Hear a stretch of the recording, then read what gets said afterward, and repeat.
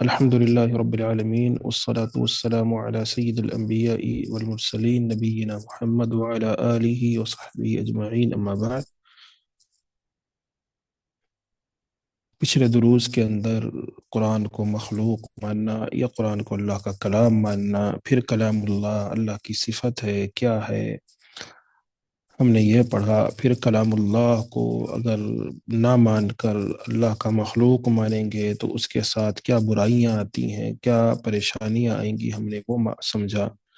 پھر قرآن کو جنہوں نے اللہ کا کلام مانا اور مخلوق نہ مانا، ان پر کیا ظلم و ستم ہوئے، کیسے ان کو شہید کیا گیا، کیسے ان کو مارا گیا، تکلیفیں دی گئی، ہم نے وہ بھی پڑھا. ساتھ میں پھر اللہ رب العالمین کی تشبیہ بیان کرنا یا پھر اس وجہ سے صفات کا انکار کرنا کہ اس میں تشبیہ لازم آتی ہے، یہ بھی صحیح نہیں ہے. یہ ساری چیزیں ہم نے پڑھی ہیں الحمدللہ. انہی میں سے ایک اہم مسئلہ جو اہل سنہ والجماع کا عقیدہ ہے وہ ہے جنت میں دیدار الہی.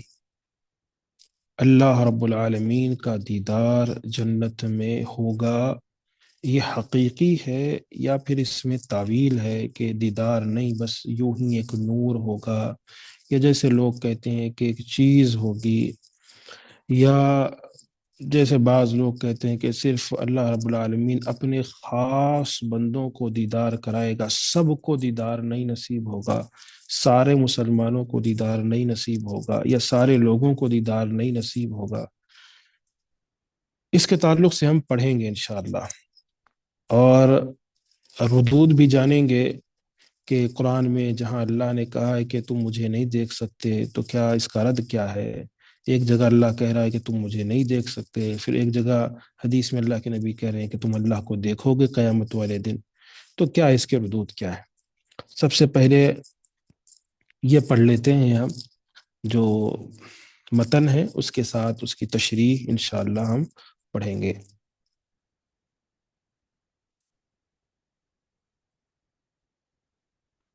متن ہے: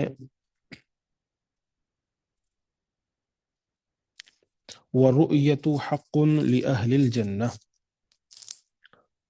بِغَيْرِ إِحَاطَةٍ وَلَا كَيْفِيَّةٍ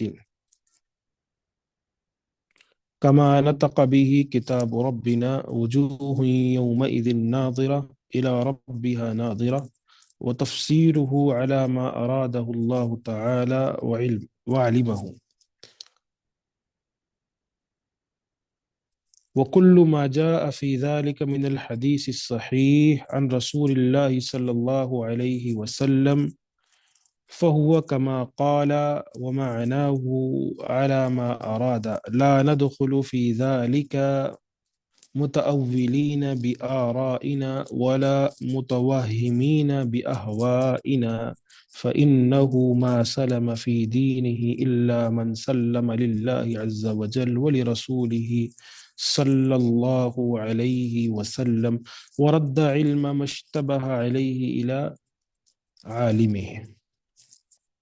ترجمہ ہے: ورؤیت حق لأہل الجنہ، اہل جنت کو بغیر کسی کیفیت، بغیر احاطۃ ولا کیفیہ، بغیر کسی کیفیت اور احاطے کے دیدار الہی ہونا برحق ہے، جیسا کہ کتاب اللہ خود کہتی ہے. کما نطق بہ کتاب اللہ، کتاب ربنا، جیسے کہ ہمارے اللہ رب العالمین کی کتاب یہ چیز ذکر فرماتی ہے. وجوہ یومئذ ناظرہ الی ربها ناظرہ، اس روز بہت سے منہ یعنی چہرے رونق دار ہوں گے، ٹھیک ہے، رونق ہوں گے، ناظرہ الی ربها ناظرہ، اور اپنے رب کے محو دیدار ہوں گے، یعنی اللہ کو دیکھیں گے. اس کی تفسیر وہی ہے، اللہ نے کیا ہے آگے، وَتَفْسِيرُهُ عَلَى مَا أَرَادَهَ اللَّهُ تَعَالَى وَعَلِمَهُ، اللہ نے جس کا ارادہ کیا اور جیسے وہ جانتا ہے. ٹھیک ہے، اس کی تفسیر وہی ہے کہ اللہ نے جس کا ارادہ کیا اور جیسے وہ جانتا ہے. وَكُلُّ مَا جَاءَ فِي ذَلِكَ مِنَ الْحَدِيثِ الصَّحِيحِ عَنْ رَسُولِ اللَّهِ صلی اللہ علیہ وسلم، اس بارے میں جس قدر صحیح احادیث رسول اللہ صلی اللہ علیہ وسلم سے مروی ہیں، فَهُوَ كَمَا قَالَ، ہم انہیں ویسے ہی درست مانتے ہیں جیسے آپ نے ارشاد فرمایا ہے. وَمَعْنَاهُ عَلَى مَا أَرَادَ، ٹھیک ہے. فَهُوَ كَمَا قَالَ، جیسے آپ نے کہا. وَمَعْنَاهُ عَلَى مَا أَرَادَ، اور ان کا وہی معنی صحیح ہے جس کا آپ صلی اللہ علیہ وسلم نے ارادہ کیا. یعنی جس معنی کو اللہ کے نبی نے بتلایا ہے، جس معنی کو اللہ کے نبی نے لیا ہے، ہم ویسے ہی لیں گے. لا ندخل فی ذلک متأولین بآرائنا، ہم اس میں اپنی رائے پر مبنی تعویل کے بنا پر دخل اندازی کو جائز نہیں سمجھتے، ٹھیک ہے. ولا متوہمین باہوائنا، اور نہ ہی اپنی خواہشات کے مطابق کسی وہم میں مبتلا ہوتے ہیں. فإنہ، بے شک، من ما سلم فی دینہ الا من سلم اللہ سلم للہ عز وجل ولرسولہ صلی اللہ علیہ وسلم، بے شک اسی شخص کا دین سلامتی سے ہمکنار ہے، یعنی سلامتی ہے، جو اللہ اور اس کے رسول کے سامنے اپنے آپ کو جھکا دے، سر تسلیم خم کر دے، یعنی اپنے آپ کو جھکا دے. ورد علم مشتبہ علیہ الی عالمہ، مشتبہ چیزوں کے علم کو ان کے جاننے والوں کی جانب رد کر دے، ٹھیک ہے، یعنی ان کی طرف لوٹا دے. کتنی پیاری چیز ہے یہ. صرف متن ہی سمجھ جائیں تو معاملہ بالکل واضح ہوتا ہے. وہ یوں کہ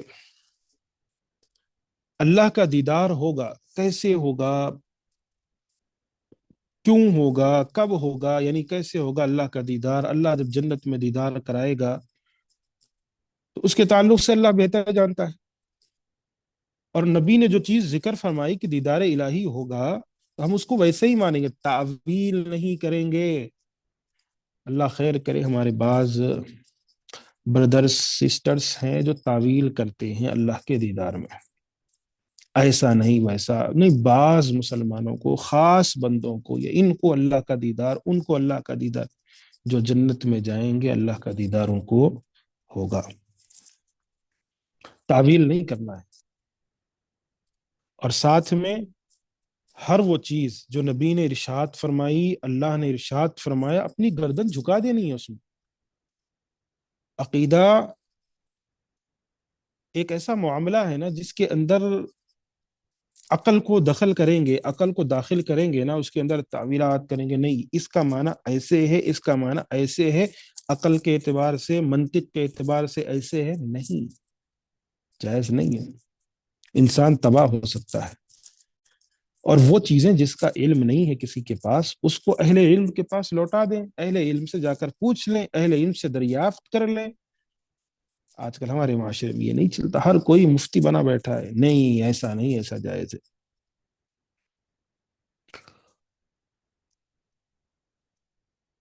کیونکہ جن کے پاس علم نہیں ہوتا نا تو وہ گمراہیاں پھیلاتے ہیں.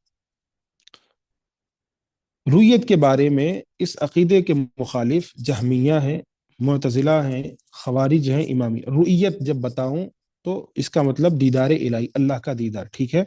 آپ اس کو یاد کر لیں، سمجھ لیں کہ بار بار اللہ رب العالمین کا دیدار یا ایسا ذکر کرنے کی ضرورت نہیں ہے. رؤیت جب کہوں گا تو اس سے آپ کے ذہن میں یہ چیز آنی چاہیے کہ اللہ کے دیدار کے تعلق سے بات چل رہی ہے.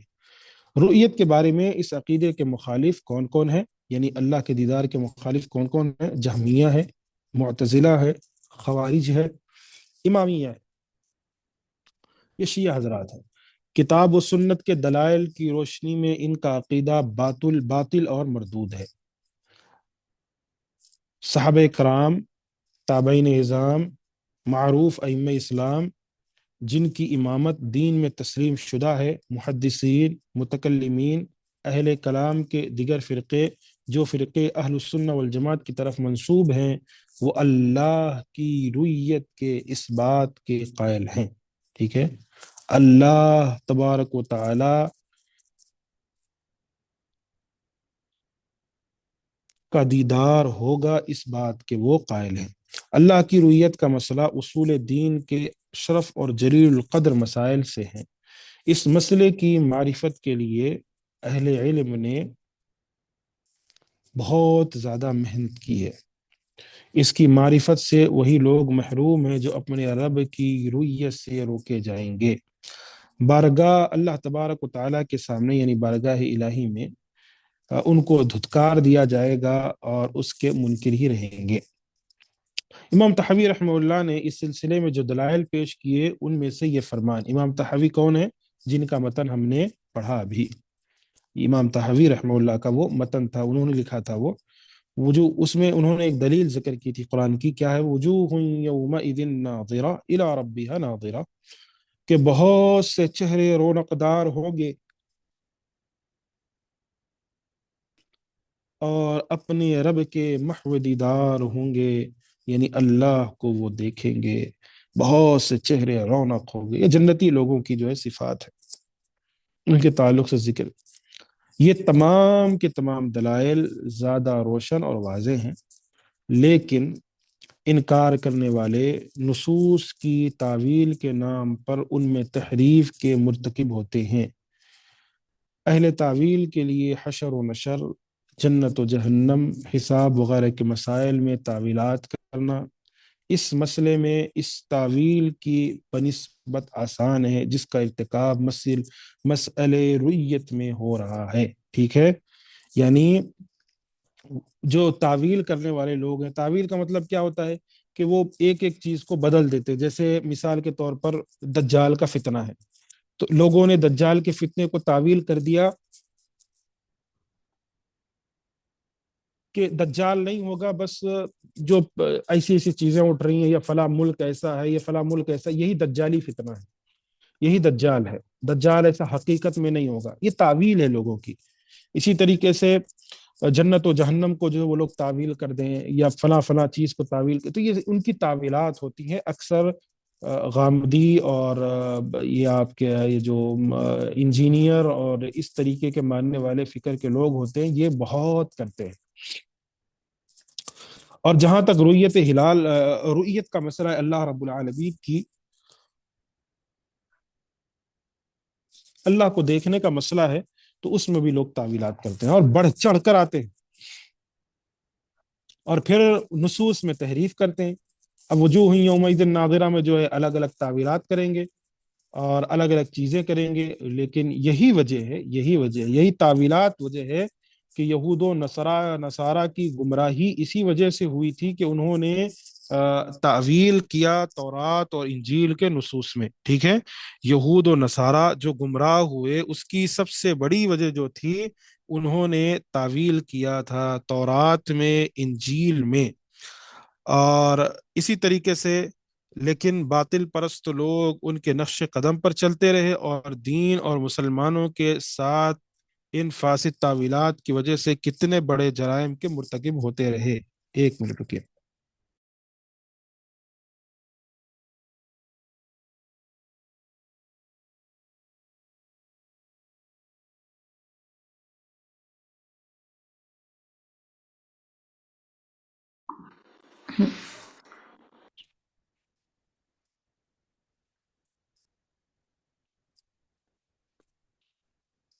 تو یہاں پر تعویلات کے تعلق سے مسائل چل رہے تھے، تو الگ الگ مسئلے ہر کسی کے پاس ہیں۔ ٹھیک ہے، مسلمانوں میں باطل اور فاسد تعویلات کرتے ہیں، جس کے نتیجے میں بہت ساری چیزیں ہوتی ہیں، اور یہی چیزیں تھیں جو تعویلات تھے، الگ الگ چیزیں تھیں جن کی وجہ سے خوارج ہیں، خوارج کا خروج ہوا، معتزلہ کا اعتزال ہوا، روافض کا رفض ہوا، گمراہ فرقوں کا وجود۔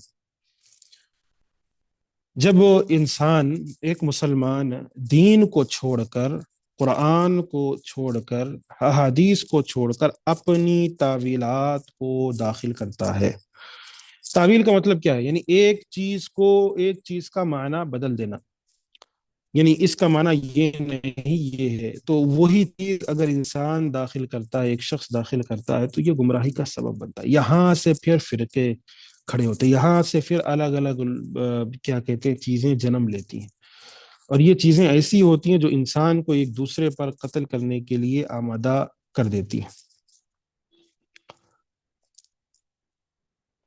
تو ہم نے رؤیت کے تعلق سے یہ چیزیں سمجھ لی کہ اللہ تبارک و تعالی قیامت والے دن اللہ کا دیدار ہوگا جنتیوں کو، اہل جنت کو۔ اور ایک مقام پر اللہ تبارک و تعالیٰ ارشاد فرماتا ہے کلا انہم عن ربہم یومئذ لمحجوبون، ہرگز نہیں، بے شک یہ لوگ اس روز اپنے رب کے دیدار سے اوٹ میں ہوں گے، یعنی وہ اپنے رب کا دیدار نہیں کر پائیں گے۔ اس آیت سے امام شافعی رحمہ اللہ اور دیگر نے اہل جنت کے رب کا دیدار کرنے پر استدلال کیا ہے۔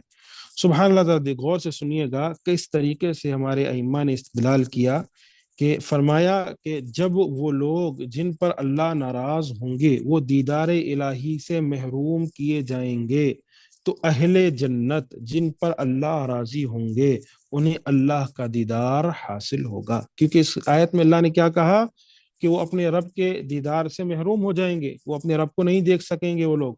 تو جب وہ لوگ نہیں دیکھ سکیں گے، مجرمین، کافرین، مشرکین نہیں دیکھ سکیں گے، تو پھر دیدار الہی کا حقدار کون بنے گا؟ اللہ رب العالمین کی دیدار کا حقدار اہل جنت ہی بنیں گے۔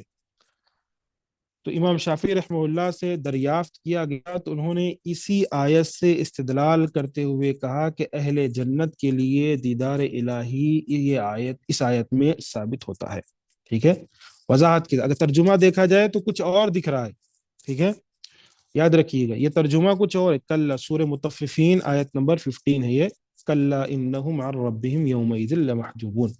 تو اس کا الٹا کیا ہوا، یعنی جو لوگ اللہ کا دیدار نہیں کر سکیں گے، مشرکین ہیں، مجرمین ہیں، کافرین ہیں، تو اس کا الٹا کیا ہوا کہ جنتی اللہ کا دیدار کریں گے۔ امام شافعی رحمہ اللہ سے روایت کرتے ہیں کہ امام حاکم فرماتے ہیں کہ ہم سے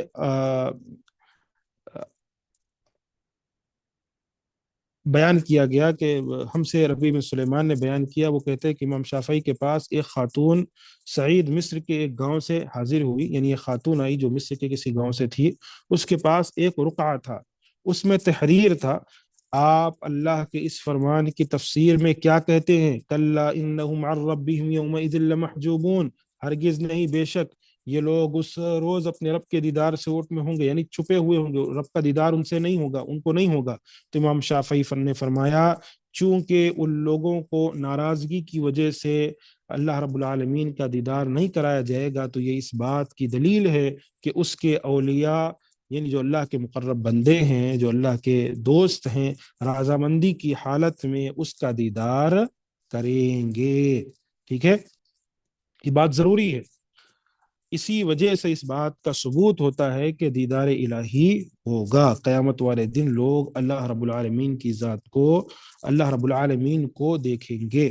انشاءاللہ مسائل بہت ہیں، ابھی تو شروعات ہوئی ہے، اس پر ہم ابھی ایک دو تین کلاس ہوں گے جن پہ ہم اور مفصل طریقے سے گفتگو کریں گے کہ دیدار ہے، پھر ساتھ میں کیا دنیا میں کوئی شخص اللہ کو دیکھ سکتا ہے، کیا خواب میں اللہ کو دیکھ سکتے ہیں، اسی طریقے سے معتزلہ کا رد ابھی آ رہا ہے جو، اور پھر ساتھ میں جو لوگ کہتے ہیں کہ اللہ نور ہے، اللہ رب العالمین ہر جگہ ہے، تو جب اللہ ہر جگہ ہے تو تو ایسوں کا دیدار کیسے ہوگا، کیسے اللہ کا دیدار ہوگا؟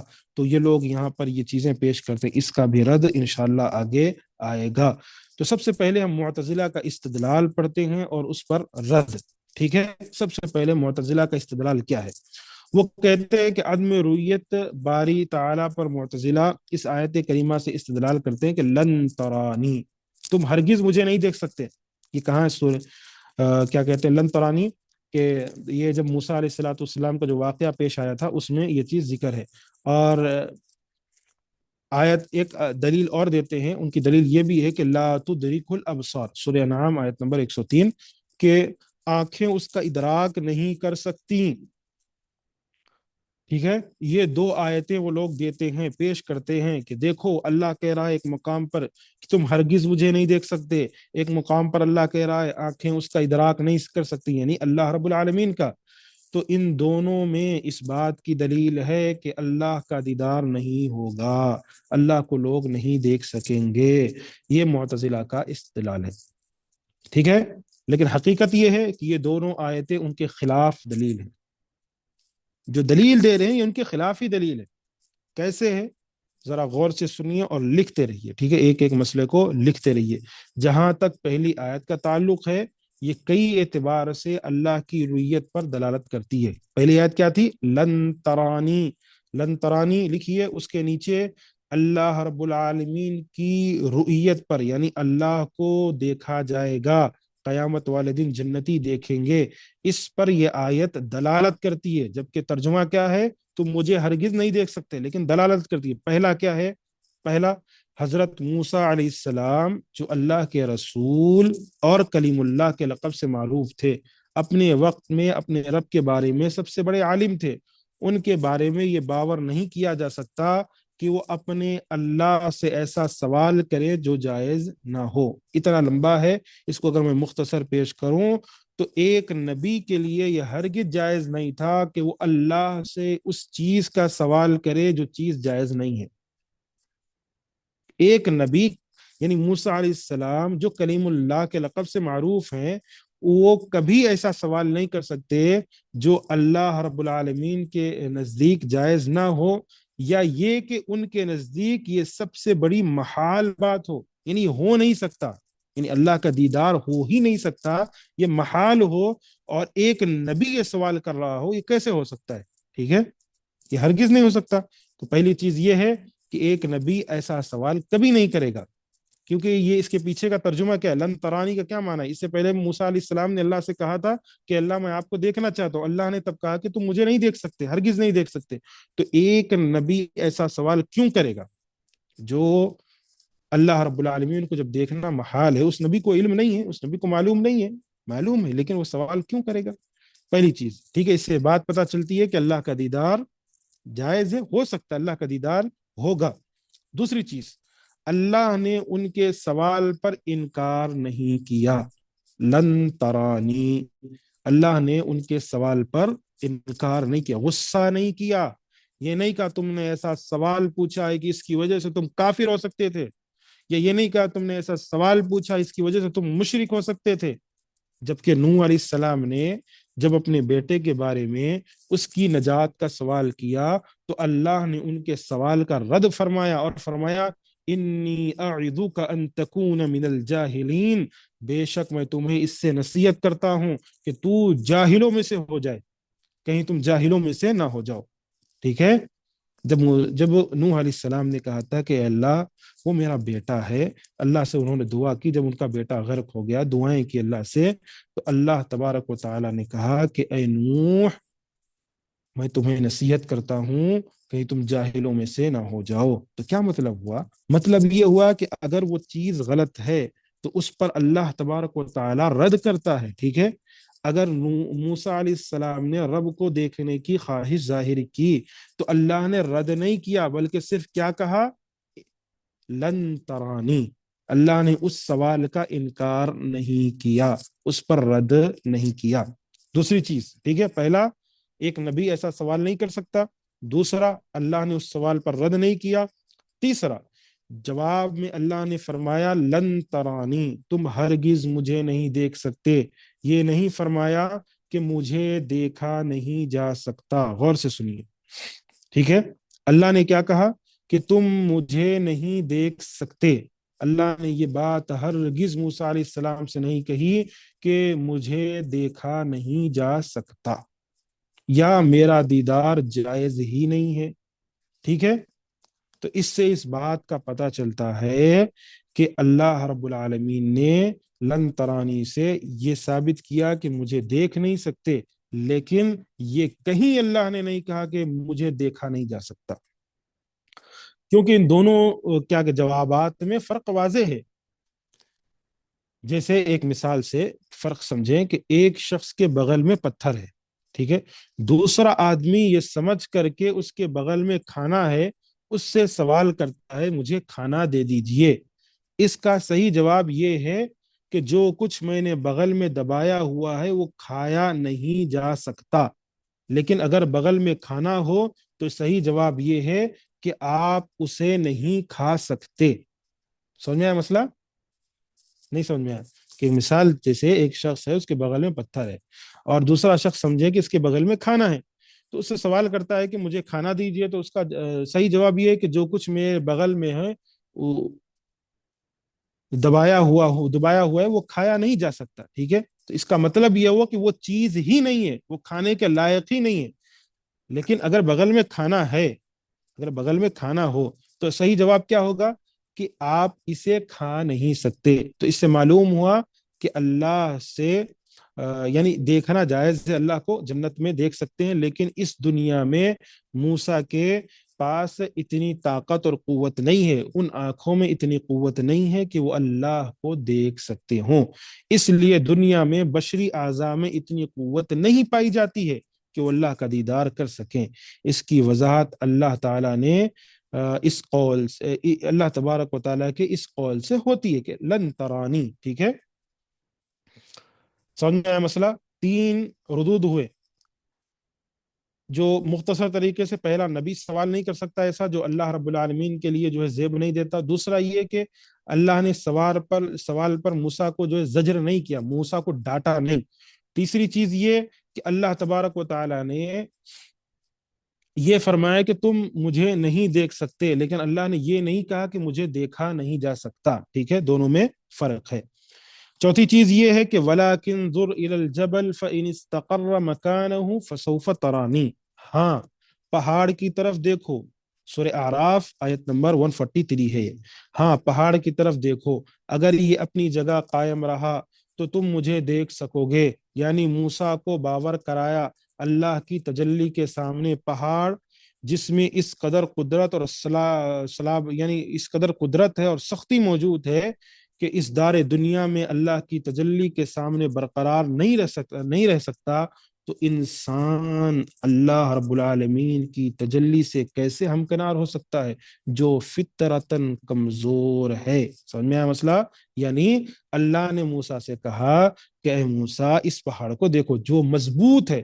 پہاڑ کیا مضبوط ہوتا ہے نا، بہت ہی مضبوط ہوتا ہے۔ وہ جب اس پر اللہ رب العالمین کی تجلی کو برداشت نہیں کر سکا، وہ ریزہ ریزہ ہو گیا، تو اللہ نے بتلایا کہ اے موسیٰ، تم انسان ہو، انسان ایک کمزور شخص ہے، فطرتاً کمزور پیدا ہوا ہے، وہ اللہ کی تجلی کو اس دنیا میں کیسے برداشت کر سکتا ہے؟ ٹھیک ہے؟ تو اس سے ان کا رد ہوتا ہے۔ پانچویں چیز یہ ہے کہ اللہ قادر ہے کہ وہ پہاڑ کو استقرار عطا کرے، یہ ممکن بھی ہے۔ رؤیت کے جواز کو اس پر معلق کیا تھا۔ اگر رؤیت محال ہوتی تو پھر یوں کہا جاتا اگر پہاڑ برقرار رہا جو کہ محال ہے تو میں کھاؤں گا، پیوں گا، سوؤں گا، یعنی یہ محال ثابت ہوتا ہے۔ یہ تمام امور ان کے نزدیک برابر ہے۔ یعنی کہنے کا مطلب یہ ہے کہ اللہ رب العالمین قادر ہے کہ وہ پہاڑ کو استقرار عطا کرے، یعنی پہاڑ کو قوت دے۔ یہ ممکن بھی ہو سکتا ہے، ٹھیک ہے؟ محال یہ ہو سکتا ہے، اللہ رب العالمین اس کو اتنی طاقت دے، لیکن اللہ رب العالمین نے موسیٰ کو جو چیز بتلائی وہ سمجھایا اللہ رب العالمین نے، ٹھیک ہے؟ وہ بتلایا کہ دیکھو کہ جب یہ پہاڑ اپنی جگہ قائم نہیں رہ سکتا تو اے موسیٰ تم بڑے کمزور ہو، تم بھی مجھے اس دنیا میں نہیں دیکھ سکتے، کیونکہ انسان فطرتاً کمزور ہوتا ہے۔ یہ اللہ رب العالمین نے ذکر فرمایا۔ پھر ارشاد باری تعالیٰ ہے فلما تجلی ربہ للجبل جعلہ دکا، جب اس کے رب نے پہاڑ پر تجلی فرمائی، سورہ اعراف آیت نمبر 143 ہے، جب اس کے رب نے پہاڑ پر تجلی فرمائی تو اس کو ریزہ ریزہ کر دیا۔ معلوم ہوا پہاڑ جو جمادات سے ہے، جسے جزا سزا کے ساتھ کچھ تعلق نہیں ہے، اس پر تجلی کا ہونا جائز ہے، تو پیغمبروں اور اولیاء کو کرامت کے گھر یعنی جنت میں دیدار کیوں نہیں ہو سکتا؟ ٹھیک ہے؟ یعنی ایک پہاڑ جو جمادات میں سے ہے، جن پر جزا و سزا نہیں ہے، اس پر تجلی ہو سکتی ہے، یعنی اللہ اس پر تجلی کر سکتا ہے، تو جب اللہ کے نیک بندے انبیاء صلحاء کو جنت میں دیدار کیوں نہیں ہو سکتا؟ لیکن اللہ نے موسیٰ کو معلوم کرایا کہ جب اس دنیا میں پہاڑ جیسی قوی چیز تجلی کو برداشت نہیں کر سکتی اللہ کے، تو انسان کمزور ہے، وہ کیسے برداشت کرے گا؟ تو یہ سارے ردود ہیں، ٹھیک ہے؟ آخری رد پڑھتے ہیں، اس کے بعد بات ختم کرتے ہیں۔ سابعاً، یعنی ساتواں رد کیا ہے؟ اللہ کا بغیر کسی واسطے کے موسیٰ سے کلام کرنا آواز دینا، سرگوشی کرنا ثابت ہے، جس سے تکلم اور کلام ثابت ہوتا ہے، تو رویت کے جواز سے بھی انکار نہیں کیا جا سکتا، کیونکہ رویت کا انکار اس وقت تک صحیح نہیں ہوتا جب تک پہلے کلام کا انکار نہ کیا جائے۔ اس لیے انہوں نے ان دونوں چیزوں کو جمع کر دیا، اس لیے دونوں درست ہیں۔ یعنی کہنے کا مطلب یہ ہے کہ موسیٰ علیہ الصلوۃ والسلام سے اللہ نے کلام کیا، جب کلام ثابت ہوا تو رویت بھی ثابت ہو گئی، ٹھیک ہے۔ رویت کا انکار اس وقت تک نہیں ہوتا جب تک کہ کلام کا انکار نہ کیا جائے، یعنی اللہ تبارک و تعالیٰ بات نہیں کرتا، اگر اسی کا انکار کر دے تو رویت کا بھی سیدھا انکار ہو جائے گا، ٹھیک ہے، رویت کا بھی انکار ہو جائے گا، کیونکہ سیدھا گفتگو کا ہی انکار کر دے رہے ہیں آپ، تو پورے کا پورا مسئلہ ہی جو ہے کیا کہتے ہیں گر جائے گا۔ لیکن جب کلام کا آپ اقرار کر رہے ہیں تو رویت بھی ہے۔ تو یہ سارے مسائل ہیں جو آپ کے سامنے رکھیں گے، بہت اس کے اندر وضاحت ہے، لیکن خیر جو اوپر اوپر کی چیزیں تھیں میں نے آپ کو وہ چیزیں مختصر طریقے سے کوشش کی آپ کے سامنے رکھوں۔ یہ بیان کرنے کا مقصد یہ ہے کہ جو لوگ اس دلیل سے یہ دلیل پکڑتے ہیں کہ لن ترانی، کہ تم مجھے ہرگز نہیں دیکھ سکتے، ان کی یہ دلیل انہی کے اوپر الٹا پڑتی ہے، کیونکہ اس میں اللہ رب العالمین نے اپنے دیدار کا ثبوت پیش کیا ہے۔ اگر اللہ کا دیدار نہیں ہے، اللہ کا دیدار جائز نہیں ہے، اللہ کو نہیں دیکھ سکتے، تو اللہ نے پہاڑ پر تجلی کیوں کی؟ یعنی پہاڑ پر کیوں تجلی کی اور پہاڑ ریزہ ریزہ کیوں ہو گیا؟ اس سے مطلب یہ ہوا کہ اللہ کا دیدار ثابت ہے، لیکن اس دنیا کے اندر ایک کمزور، یعنی انسان کمزور ہے، اس میں اتنی طاقت نہیں ہے۔ اللہ رب العالمین جنت میں داخل کرنے کے بعد اتنی طاقت اس میں ان میں رہے گی، اللہ کے پاس ان کا دیدار، یعنی جنتی اللہ کا دیدار کریں گے۔ اس کے بعد انشاءاللہ آئندہ کل ہم جو ہے اس کے بعد جو لا تدرک الابصار، یعنی کہ آنکھیں جو ہے اس کا ادراک نہیں کر سکتی، اس پر جو ردود ہیں اور جو دلائل ہیں اس پر ہم پڑھیں گے، اور ساتھ میں رویت کے تعلق سے، اللہ کو دیکھنے کے تعلق سے کتنی احادیث آئی ہیں اور حدیث میں کیا کیا چیزیں ذکر کی گئی ہیں، یہ سارے مسائل ہم انشاءاللہ ڈسکس کریں گے۔ اور آگے بہت ساری مسائل آگے موجود ہیں کہ انسان اگر اللہ کو، کیا انسان اللہ کو ظاہراً دیکھ سکتا ہے؟ کیا اللہ کے نبی نے اللہ کو دیکھا تھا معراج میں؟